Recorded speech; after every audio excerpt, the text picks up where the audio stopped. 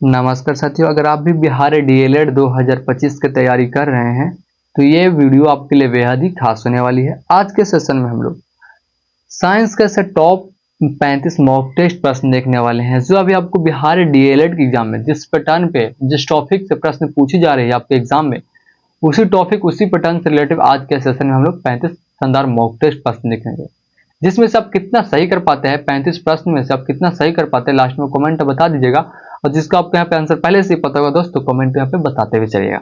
चलिए वीडियो को करते हैं स्टार्ट। तो आज का मेरा पहला प्रश्न क्या पूछ रहे हैं दोस्त कि हृदय से फेफड़ों तक रक्त किस धमनी के द्वारा जाती है। क्या हृदय से फेफड़ों तक जो रक्त है वो किस धमनी के द्वारा जाती है? तो आपके यहाँ पे फुफ्फुसीय धमनी के द्वारा जाती है। किसके द्वारा?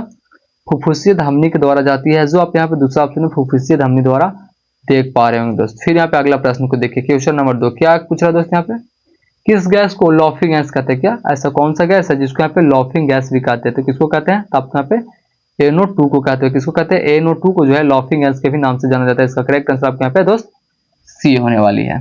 अब अगला प्रश्न को आप देखिए, क्वेश्चन नंबर 3 तीसरा प्रश्न क्या पूछ रहा है, विटामिन सी की कमी से कौन सी बीमारी होती है? क्या विटामिन सी की कमी से जो है और कौन सी बीमारी होती है? तो आपके यहाँ पे स्कर्वी होती है। क्या होती है? स्कर्वी जो है विटामिन सी की कमी से होती है, जो आप यहाँ पे दूसरे ऑप्शन में देख पा रहे हैं। स्कर्वी एक रोग का नाम है जो आपके यहाँ पे विटामिन सी की कमी से होती है। अगला प्रश्न आप देखिए दोस्तों यहाँ पे, क्वेश्चन नंबर 4 माइटोकांड्रिया में कौन सी प्रक्रिया होती है? क्या माइटोकांड्रिया में जो है वो कौन सी प्रक्रिया होती है? तो कौन सी प्रक्रिया होती है दोस्त? आपके यहाँ पे कोशिकीय श्वसन होती है। क्या होती है? कोशिकीय श्वसन होती है, जो आप यहाँ पे दूसरा ऑप्शन कोशिकीय श्वसन देख पा रहे होंगे। इसका करेक्ट आंसर आपके यहाँ पे बी होने वाली है।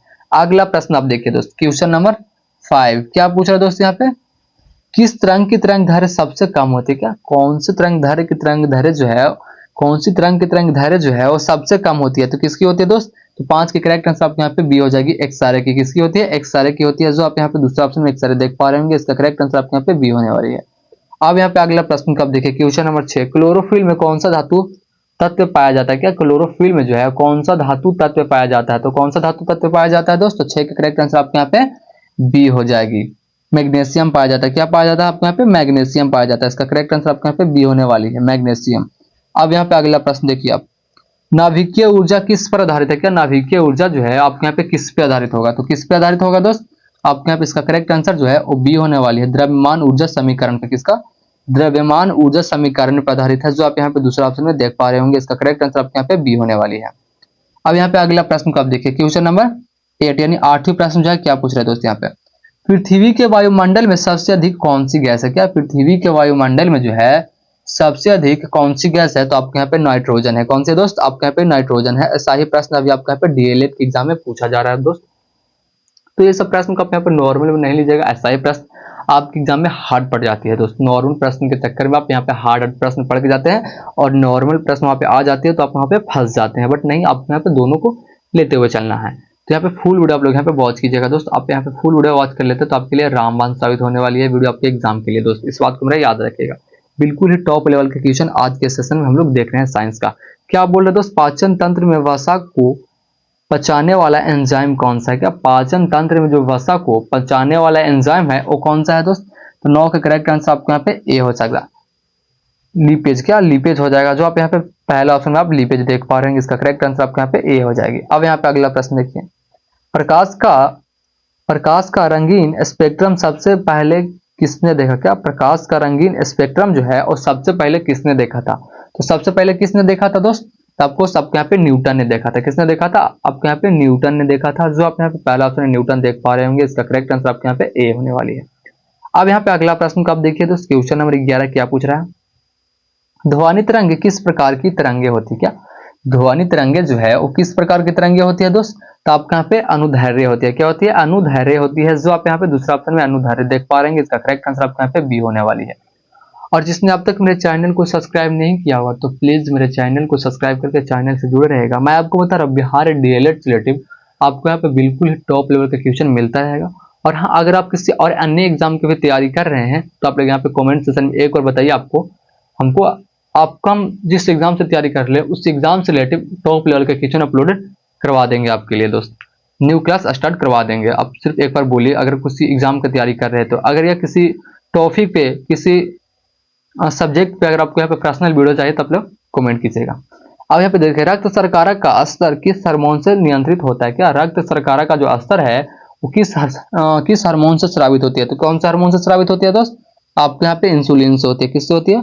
इंसुलिन से होती है। जो आप यहाँ पे दूसरा ऑप्शन में इंसुलिन देख पा रहे होंगे, इसका करेक्ट आंसर आपके यहाँ पे बी होने वाली है।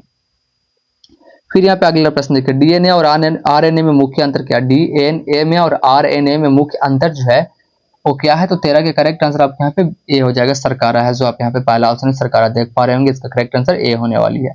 अगला प्रश्न आप देखिए दोस्त, पृथ्वी पर दिन रात का कारण क्या है? पृथ्वी पर दिन और रात होता है, इसका कारण क्या है? तो करेक्ट आंसर आपका यहाँ पे 14 के बी होने वाली है, पृथ्वी का घूर्णन। पृथ्वी के घूर्णन के कारण जो है हमारे दिन और रात होते हैं, इस बात को आप लोग यहाँ पे याद रखिएगा। इसका करेक्ट आंसर आपके यहाँ पे बी होने वाली है दोस्त।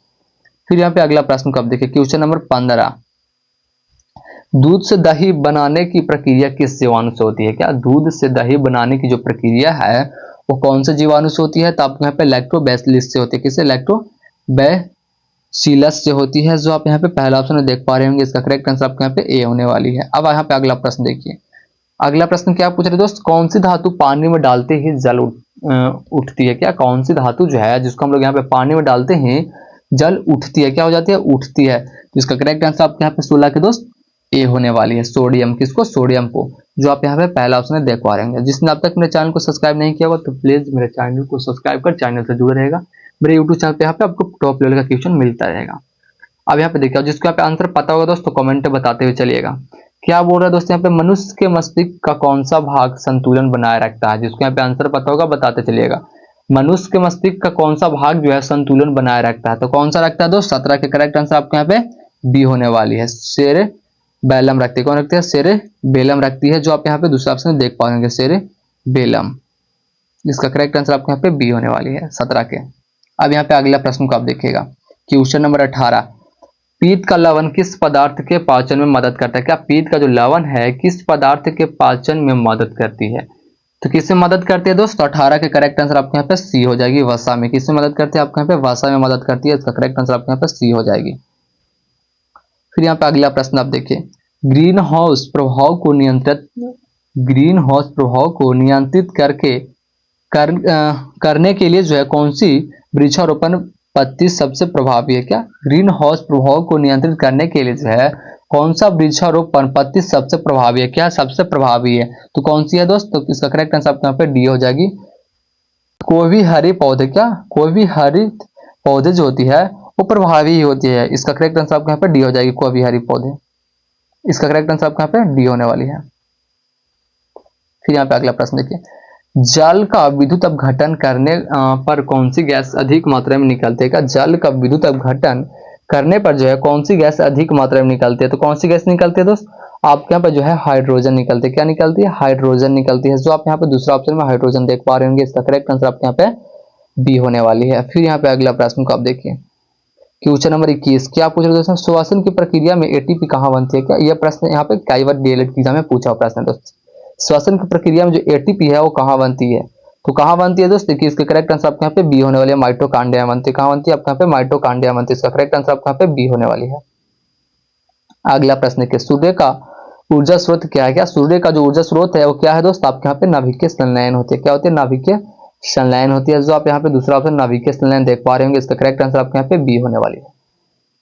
फिर यहाँ पे अगला प्रश्न को आप देखिए, क्वेश्चन नंबर 23, कौन सा ग्रह अपने ध्रुवों पर चपटा है? क्या कौन सा ग्रह जो है वो अपने ध्रुवों पर चपटा है? तो कौन सा ग्रह दोस्त? 23 का करेक्ट आंसर आपके यहाँ पे सी हो जाएगी, शनि ग्रह। कौन सा है?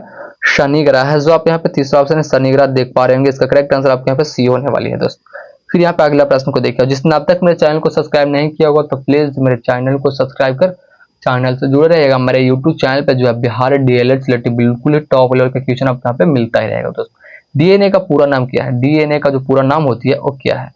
तो इसका करेक्ट आंसर आपका यहाँ पे ए हो जाएगा, डीऑक्सी राइबोन्यूक्लियस एसिड होता है। जो आप यहाँ पे पहला ऑप्शन में देख पा रहे होंगे दोस्तों। यहाँ पे फिर देखिए क्वेश्चन नंबर 25 पूछेगा, सबसे भारी प्राकृतिक गैस कौन सी है? क्या सबसे भारी प्राकृतिक गैस जो है वो कौन सी है? तो कौन सी हो जाएगी दोस्त? आपके यहाँ पे कार्बन डाइऑक्साइड हो जाएगी। कौन जो है? कार्बन डाइऑक्साइड जो है सबसे भारी प्राकृतिक गैस है। जो आप यहाँ पे दूसरा ऑप्शन में देख पा रहे होंगे, इसका करेक्ट आंसर बी होने वाली है। अब यहाँ पे अगला प्रश्न को आप देखिए, किस द्रव्य का क्वथनांक किस पर निर्भर करता है? क्या किसी द्रव्य का जो क्वथनांक है वो किस पर निर्भर करता है? तो किस पर निर्भर करता है दोस्त? आपको यहाँ पे जो है वो दाब पर निर्भर करता है। किस पे करता है? दाब पर निर्भर करता है। जो आप यहाँ पे दूसरा ऑप्शन दाब देख पा रहे होंगे, इसका करेक्ट आंसर आपको यहाँ पे बी होने वाली है। फिर यहाँ पे अगला प्रश्न को आप देखिए, विद्युत बल्ब में किस गैस का प्रयोग किया जाता है? क्या विद्युत बल्ब में जो है वो किस गैस का प्रयोग किया जाता है? तो आपको यहाँ पे आर्गन का किया जाता है। क्या आर्गन का किया जाता है। विद्युत बल्ब में किस गैस का प्रयोग किया जाता है? आपको यहाँ पे आर्गन का किया जाता है। इसका करेक्ट आंसर आपको यहाँ पे डी हो जाएगा दोस्त। फिर यहाँ पे अगला प्रश्न को देखिए, शरीर का फिल्टर अंग कौन सा है? क्या शरीर का जो फिल्टर अंग है वो कौन सा है? तो 28 के करेक्ट आंसर आपको यहाँ पे बी हो जाएगी, गुरुदा है। ये कांची का फिल्टर करता है, तो आपको यहाँ पे शरीर का जो ब्लड होती है उसको यहाँ पे फिल्टर करता है, इसलिए इसका करेक्ट आंसर आपको यहाँ पे बी होने वाली है दोस्त, गुरुदा यानी किडनी भी जिसको बोलते हैं हम लोग। फिर यहाँ पे अगला प्रश्न है कि सोडियम क्लोराइड NaCl में किस प्रकार का बंध पाया जाता है? क्या सोडियम क्लोराइड में जो है NaCl में जो है किस प्रकार का बंध पाया जाता है? तो 29 का करेक्ट आंसर आपको यहाँ पे 29 के बी होने वाली है, आयनिक पाई जाती है। क्या पाई जाती है? आयनिक पाई जाती है, जो आप यहाँ पे दूसरा ऑप्शन देख पा रहे होंगे, इसका करेक्ट आंसर बी हो जाएगा। फिर यहाँ पे अगला प्रश्न है क्वेश्चन नंबर 30, गैस के आयतन और दाब का संबंध किस नियम से है? क्या गैस के आयतन और दाब का जो संबंध है वो किस नियम से है? तो किस नियम से हो जाएगा दोस्तों? 30 का करेक्ट आंसर आपके यहाँ पे ए हो जाएगा, बॉयल का नियम से। किससे? बॉयल के नियम से, जो आप यहाँ पे पहला ऑप्शन है बॉयल के नियम देख पा रहे हैं, इसका करेक्ट आंसर आपके यहाँ पे ए होने वाली है। फिर यहाँ पे अगला प्रश्न को आप देखिए, क्वेश्चन नंबर 31, एक्स-रे की खोज किसने की थी? क्या एक्स-रे की जो खोज है दोस्त वो किसने की थी? तो आपको मैं बता दूं, एक्स-रे की जो खोज है वो आपके यहाँ पे रोएटनजन ने किया था, जो आप यहाँ पे दूसरा ऑप्शन रोएटनजन देख पा रहे होंगे, इसका करेक्ट आंसर आपको यहाँ पे बी होने वाली है। फिर यहाँ पे अगला प्रश्न को देखिएगा, किस धातु को जीव धातु कहा जाता है? क्या कौन सा धातु को जो है जीव धातु भी कहा जाता है? तो किसको कहा जाता है दोस्तों? आपके यहाँ पे 32 का करेक्ट आंसर डी होने वाली है, पारा को कहा जाता है। किसको कहा जाता है दोस्तों? आपके यहाँ पे पारा को कहा जाता है, इसका करेक्ट आंसर आपके यहाँ पे डी हो जाएगी, पारा को कहा जाता है। फिर यहाँ पे अगला प्रश्न को देखिए, क्वेश्चन नंबर 33 यहाँ पे है, प्रवैगिनी किरणें मुख्यतः शरीर में किसका निर्माण करते हैं? क्या प्रवैगिनी किरणें जो है मुख्यतः शरीर में किसका निर्माण करती है दोस्त? तो आपके यहाँ पे जो है विटामिन डी का निर्माण करती है। किसका करती है? विटामिन डी का निर्माण करती है, जो आप यहाँ पे दूसरा ऑप्शन विटामिन डी देख पा रहे होंगे। फिर यहाँ पे अगला प्रश्न को देखिएगा और यहाँ पे कितना आप सही कर पाए लास्ट में यहाँ पे बता के जाइएगा दोस्त। ब्लैक बॉक्स शब्द किस क्षेत्र से जुड़ा है? क्या ब्लैक बॉक्स शब्द जो है वो किस क्षेत्र से जुड़ा है? तो आपके यहाँ पे जो है विमान से जुड़ा है। किससे? विमान से जुड़ा है, इसका करेक्ट आंसर आपके यहाँ पे सी हो जाएगी। फिर यहाँ पे अगला प्रश्न को देखिएगा, जीवाश्म ईंधन किस प्रकार के संसाधन है? आज जो मेरा लास्ट प्रश्न यहाँ पे पूछ रहा है कि जीवाश्म ईंधन जो है किस प्रकार का संसाधन है? तो आपके यहाँ पे अनिवीकरणीय है। क्या है? अनिवीकरणीय है, जो आप यहाँ पे दूसरा ऑप्शन देख पा रहे हैं, इसका करेक्ट आंसर बी हो जाएगी। तो कैसा लगा वीडियो कमेंट में जरूर बताइएगा। अगर वीडियो अच्छी लगी होगी तो बस एक लाइक एंड एक कमेंट प्यारा सा कर दीजिएगा एंड अपने दोस्तों के पास भी शेयर कर दीजिएगा कि उनका तैयारी जो है बिल्कुल मजबूती तरीका से हो पाए दोस्त। तो ठीक है, फिर मिलते हैं अगले वीडियो के साथ, तब तक के लिए जय हिंद, जय भारत।